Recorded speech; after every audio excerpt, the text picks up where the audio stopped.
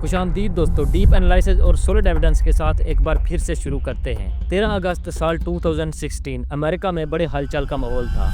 लोग अपने फोन्स पर न्यूज़ देख रहे थे ट्रंप वीएस क्लिंटन कि इसी दिन एक पोस्ट पब्लिक की जाती है जो कि एनएसए साइबर सिक्योरिटी को हिला कर रख देती है। पहले तो लोगों ने इसे एक मजाक समझा, लेकिन साइबर सिक्योरिटी के लिए ये एक जमीन हिला देने वाली जानकारी थी। और साथ ही इन्होंने एविडेंस के लिए कुछ फ्री टूल्स भी रिलीज कर दिए जो कि इक्वेशन ग्रुप के थे। वही टूल्स जिनकी मदद से आगे चलकर 150 मुल्कों में हॉस्पिटल, कॉर्पोरेशन सिस्टम और बैंक्स पर अटैक किए गए। जिन्होंने ये टूल्स हैक किए थे उन्होंने अपने नाम को भी एक साफ मेंशन किया हुआ था इस पोस्ट के नीचे, वी आर शैडो ब्रोकर। आखिर कौन थे ये शैडो ब्रोकर और कैसे इन्होंने अमेरिका की साइबर सिक्योरिटी एनएसए के टूल्स को हैक किया, आइए जानने की कोशिश करते हैं आज के इस वीडियो में। We're learning more about the dangerous hacker group responsible for the cyber attack that targeted computer systems around the world last week. CNET's Alfred Eng has written an article about the so-called shadow brokers. That's the group responsible for releasing the tools that were used to spread the WannaCry ransomware. The group now says there may be more attacks to come, and Alfred is here with us. Really interesting article. I had never heard of the shadow brokers.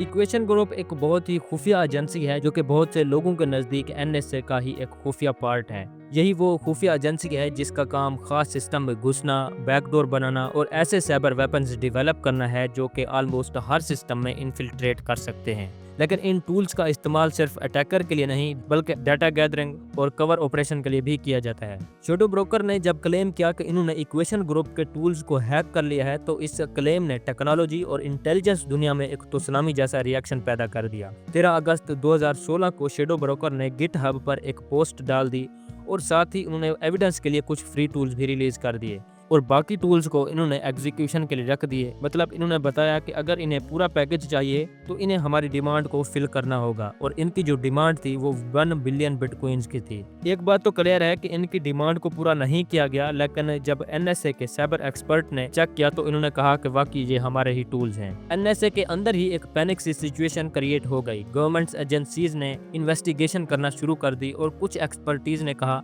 ये काम Russia का भी हो सकता है या फिर किसी दूसरे मुल्क की इंटेलिजेंस का हाथ भी हो सकता है। जहां पर बहुत सारे सवाल जन्म लेते हैं कि लीक्स रशिया ने किए होते तो वो इतने पावरफुल हथियार को क्यों पब्लिक करता, बल्कि वो तो इसे अपने मकसद के लिए इस्तेमाल करता। लेकिन इसके अलावा कुछ एनालिस्ट्स ने यह भी कहा कि शैडो ब्रोकर ने इंग्लिश में गलत ग्रामर का इस्तेमाल किया है, कुछ लाइंस आई और आर से इंटरचेंज करके, जैसे किसी फ्रीजन एक्टर ने डिस्कस करने की कोशिश की हो। यहाँ पर एक इनसाइडर थ्रेट भी था कि कोई अंदर का एम्प्लॉय भी हो सकता है जो एनएसए या इक्वेशन ग्रुप के करीब है कि इसी ने ही डाटा लीक किया है। एक नाम जो मीडिया पर बहुत ही ज्यादा आया उनमें हरोल्ड टी मैरिटन 3। इस पर इल्जाम है कि इसके घर पर 50 टेराबाइट्स का क्लासिफाइड डाटा मौजूद है। एफबीआई ने इसके घर की रेट भी की, लेकिन कंफर्म करना मुश्किल था कि यही शैडो ब्रोकर का सोर्स है। मतलब यहाँ पर दो बातें थी। पहला ये कि आखिर कौन थे ये शैडो ब्रोकर, ये तो कभी क्लियर नहीं हो पाया और ना ही इनकी डिमांड को फिलअप किया गया। जब इनकी डिमांड को डिनाई किया गया तो इन्होंने एक एक करके सारे टूल्स को फ्री में रिलीज करना शुरू कर दिया।